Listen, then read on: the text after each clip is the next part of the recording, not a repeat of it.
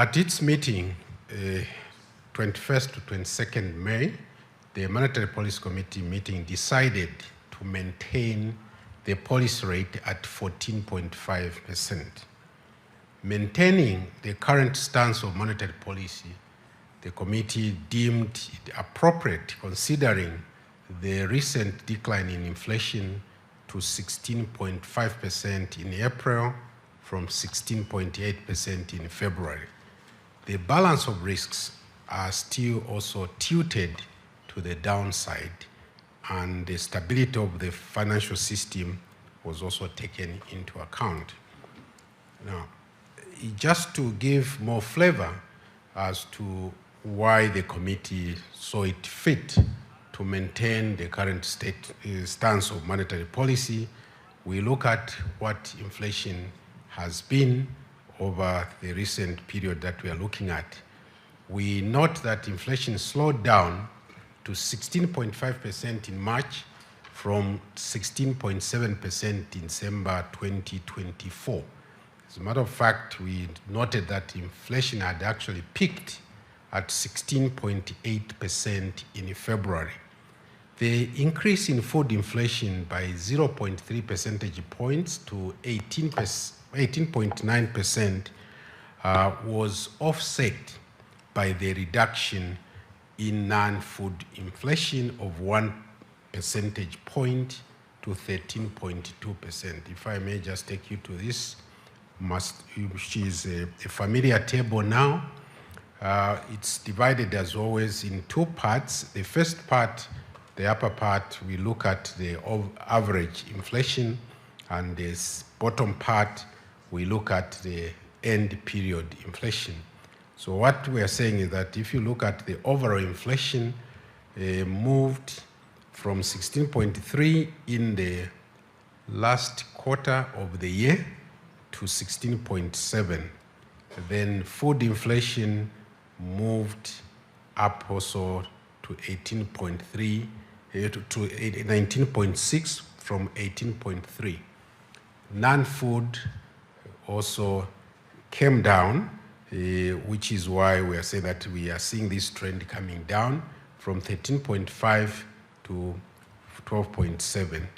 Now, these are averages, which means that they are affected by ups and downs. But now, if you look at the end period numbers, which is what we referred to in the slide there, is that you note that overall inflation moved from 16.7% to 16.5%, that is from December to March 2025.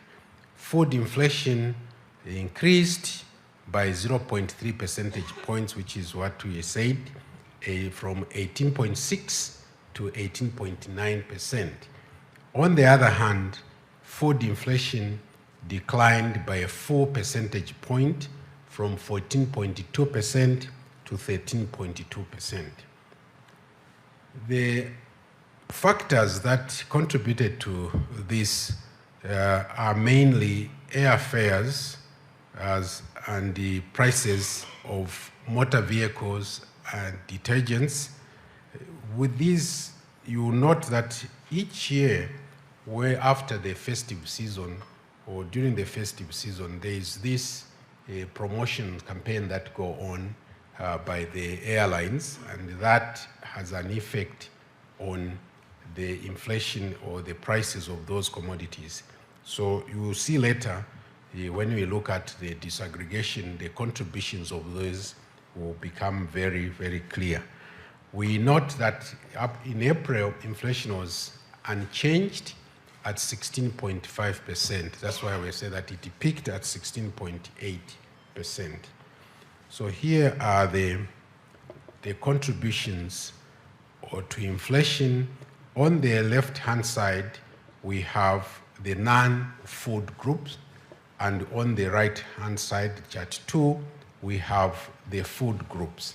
So if you cast your eyes to the last part of the first chart, you see there's a line there which divides Q4 and Q1. You note the reductions in the bars there. You note there, if you look very carefully, the colors, the legend is there. You see the transport segment there. We see that moving from 1.3 to 0.9. Then we see another one, the red, which is miscellaneous goods and services. If we drill down into that, that's where we see these other items that I referred to.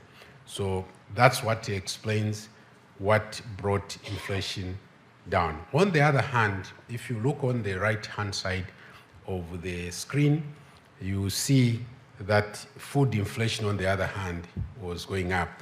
But when combined, the result was that overall inflation, it came down. Looking ahead, the committee looked at the forecast over the 8 quarters, which is the usual horizon over which we make the forecast. We see that inflation actually is coming down. Let's go to the chart immediately. This is what we noted. The blue dotted line is what is the current projection. The red one is what we had projected in February when we last met here. So if you are looking in terms of numbers, look at table 2, where you note that in 2025, inflation now is projected to reduce to 13.8%, whereas in the February projection, it was projected that it would go to 14.6%. Now, 2026, last time we projected that it would go to 10.6%. This time around, we are projecting that it will go down to 8.8. We didn't have that because that was beyond the forecast horizon for the first quarter of 2027. But this time around, our projection shows that in the first quarter of 2027, inflation would come into the target range. That's what you see on the left-hand side on the chart. Now, the projection is based on expected decline in prices of maize grain and the crude oil. Just yesterday, I think you covered the other presentation which was made by Zamstat and the Ministry of Agriculture, which gave us the crop forecast for this year. You note that actually the forecast is showing that we may rake in 3.6 million metric tons for this farming season. This is much, much higher than was the case last year. As you know, we had drought, production had really collapsed to a very large extent. We just had 1.5. So this is more than double what we had last year. And historically, I think others have already computed that since 1987, this is the highest forecast production that is made. I think the nearest comes to 2021 when it was roughly 3.62. So this is a good year. We hope that we'll look after this crop when it is harvested, because sometimes what happens, there are post-harvest losses, but we hope we have learned some lessons from the hardships that we had to endure during the drought. So this, in our view, should drive the market prices of maize in the economy to come down. We also note that globally, the oil prices are coming down, and you note too, because of the uncertainty that is surrounding the global economy, demand overall is expected to come down. I think the IMF in their World Economic Outlook did share scenarios based on the fact that there's uncertainty in the market given the geopolitical tensions, more so the tariff wars that are still on. When we look at these factors, we see these actually be factors which constitute downside risks. What do we mean by that? We mean that inflation could actually fall further depending on how these factors, as the year wears on, turn out. So we expect that the outturn could be better. But the committee was also mindful that there are these things which are still evolving. The global economic landscape is evolving, and the extreme uncertainty that has been created points to possibilities of having macroeconomic stability issues. So a lot remains to be seen how these play out. So we are saying that as we remain positive, we should remain attentive to these possible changes that could happen. Okay. Now, in the foreign exchange market, we note that the depreciation in the currency that we had seen in the fourth quarter moderated in the first quarter. More so, the volatility that we had seen reduced. If you look at chart 4 on the right-hand side, we have two vertical dotted lines. Focus on the second one, the gap between those two. This is the period we are focusing on, which is the first quarter of this year. You will note below the solid black line, below that measures the volatility. Now, we hear a lot people talk about now that the kwacha has when it appreciated, they said, no, what the volatility that we are seeing. Usually, volatility to some means when the exchange rate is depreciating, but volatility is a neutral term. It can happen even when there is appreciation, and it can also happen when there's depreciation. So what do we really mean by volatility? The volatility is really the change in the movement of a variable from one period to another. Sometimes for us here, we look at intraday volatility. What do we mean by that? We are looking at the changes from literally hour to hour. Others look what happens at the entire day or day-to-day volatility. You can look at week to week, you can look at month to month, quarter to quarter, half year to half year, and so on.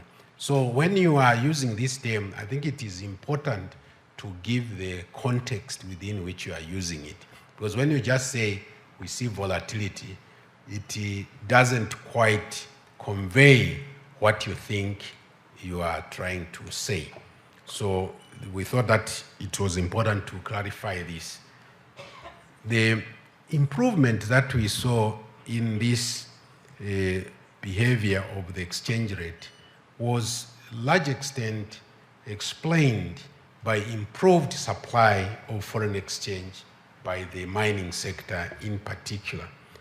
But on our part too, because that's a matter that we focus our attention on, the volatility and how do we meet critical imports of goods. So we go into the market to try and moderate that. So we are saying here that during the period under review, we did supply $233.5 million to the market to address issues of volatility, to address issues of critical imports. Another thing I should point out here that at times people don't quite appreciate that when an exchange rate is struck, when we publish the exchange rate, a lot of work has already gone on behind that. So sometimes you may not see volatility, and then we are saying there was volatility to you, you may say, where we don't see it, because you are comparing the figures that are before you. And we can't fault you for that, because you are not aware of the other factors that are going on behind the scenes. So this is why I was saying that for us as people who are managing the trading in the market, we actually monitor movements from hour to hour, minute to minute, literally. As I speak right now, there are colleagues in the trading room who are just doing nothing but watching these movements. Sometimes this is why we wonder when ordinary people are also concerned with this minute-to-minute movement, when purchases oftentimes happen maybe a month, maybe a quarter, half year, some even 1 year. But somehow this is catching on where people are literally glued also to see how it is moving from time to time. But it's life, I suppose. So further in the foreign exchange market, what I said about the support that we provided is explained further in chart 5, where we are showing the supply by mining companies, and it's divided there where we are showing the commercial banks, what they got, and then what came to the Bank of Zambia.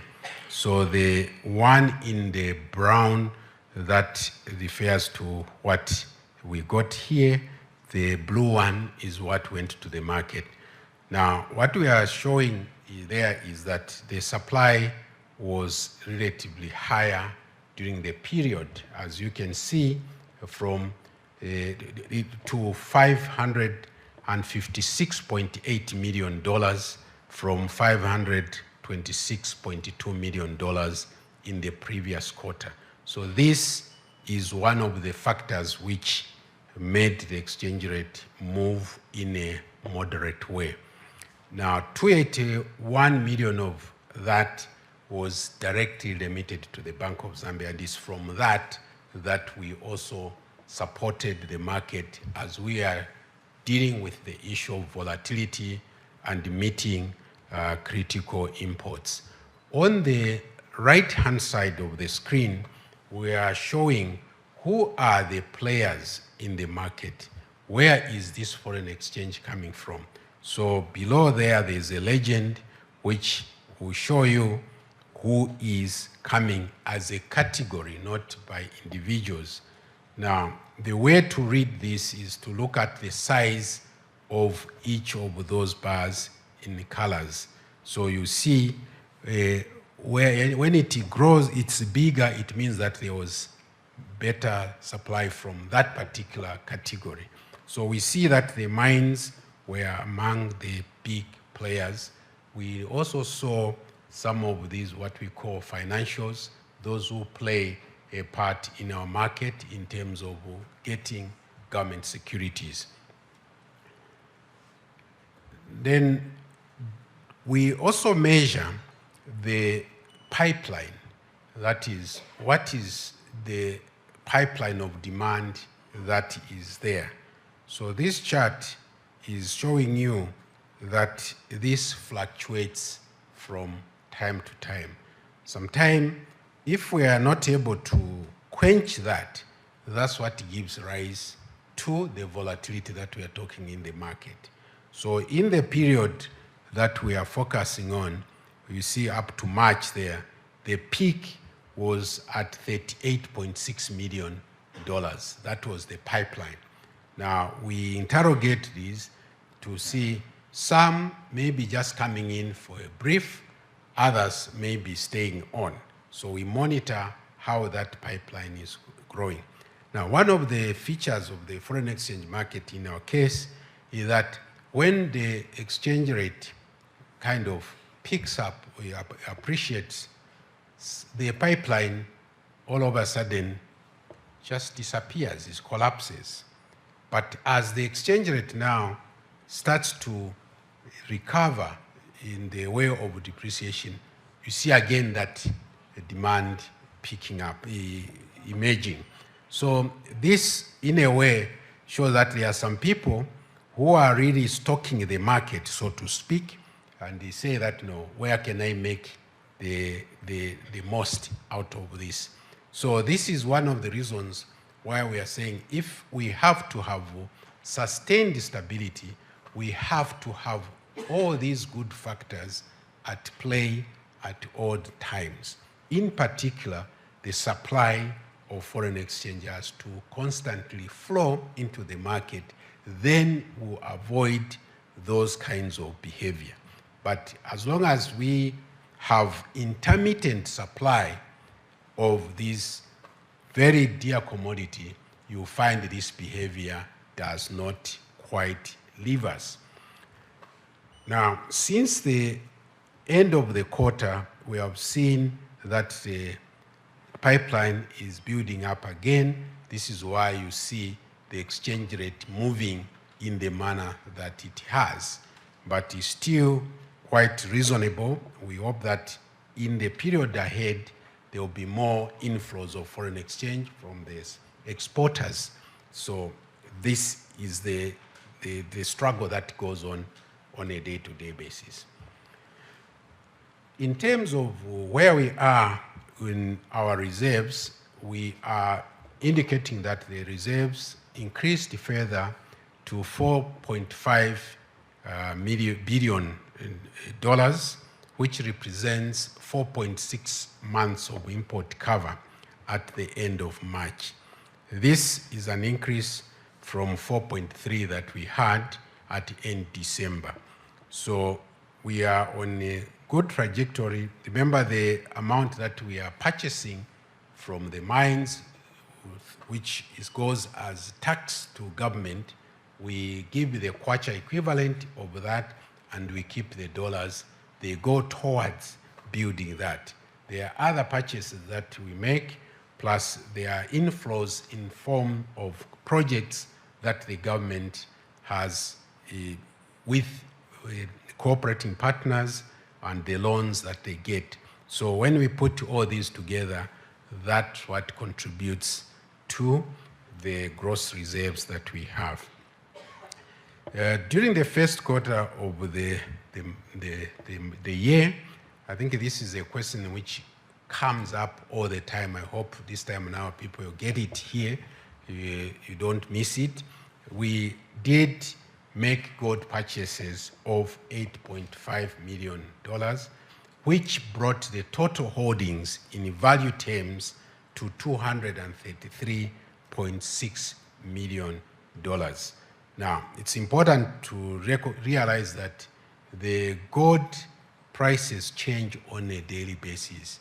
So this figure can fluctuate, not because any gold is sold or any gold is bought, but because of the change in the price. This is a sentimental product. It depends on the sentiments of the buyers. So on the right side there, we show you the build up into that. Now, turning to credit developments, what we are seeing is that there has been a rebound in the growth of credit overall, which grew 15.3% year on year. This is much higher than was the case in the previous quarter when it grew by 5.4%. Yes, we recognize and welcome this growth, but in terms of really getting the economy going, we need still a lot more to happen.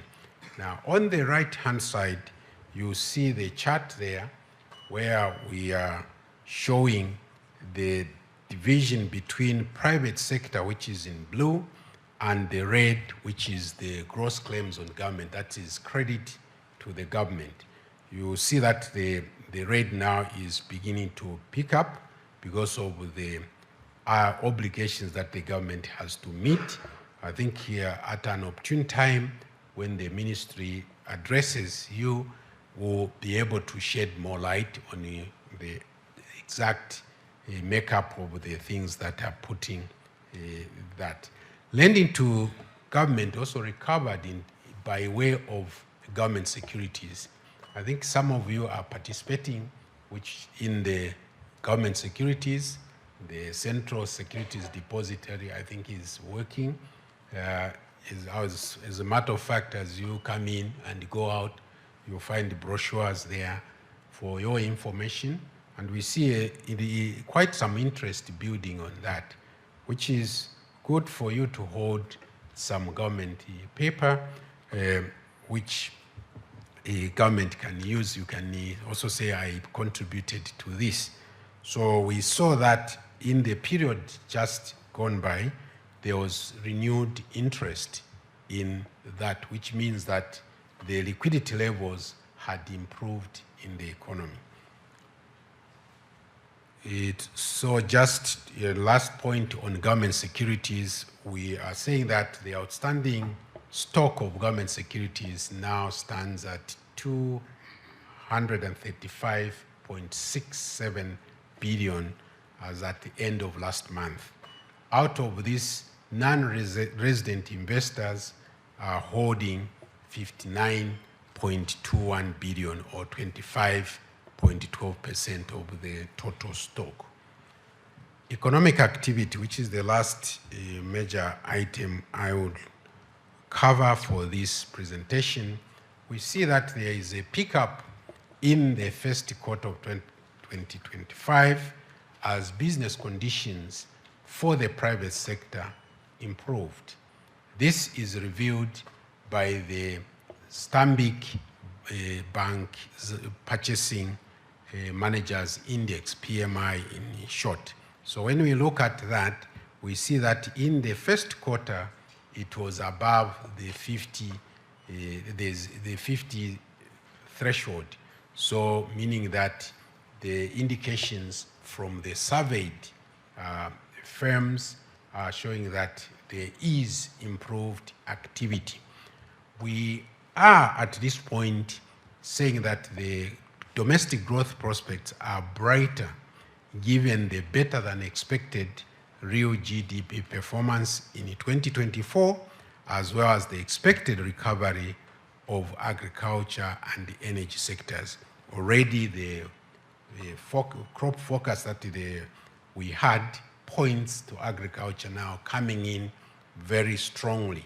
The only thing is that we have to improve on is the components within that sector, where you see wheat, we need to do more, other crops as well. But for maize, this time around, I think the output is very encouraging, but there's still room to improve. I think you have heard the government, the president talking about improving productivity. If we can go beyond the less than 2 tons per hectare, we can do a lot better, even within the same space that we have, if we can improve productivity. We see that ICT, financial and insurance sectors, wholesale retail, these are the sectors which have been propping up growth in the economy, and they continue to do that. I think we see, especially in the ICT sector, save, of course, the issue of cyber, which we are all trying to address. The sector is growing very, very strongly. So this is what we thought we could share for you. We have limited time, so we thought we compress the presentation because there's another event coming soon. So in conclusion, at its May 2021-22, the Monetary Policy Committee decided to maintain the monetary policy rate at 14.5%. We deemed this to be appropriate, considering that the inflation has come down. Most importantly, too, going forward, we project inflation to come down and come to the target band. So we thought that it was important we maintain the stance where it is at the moment.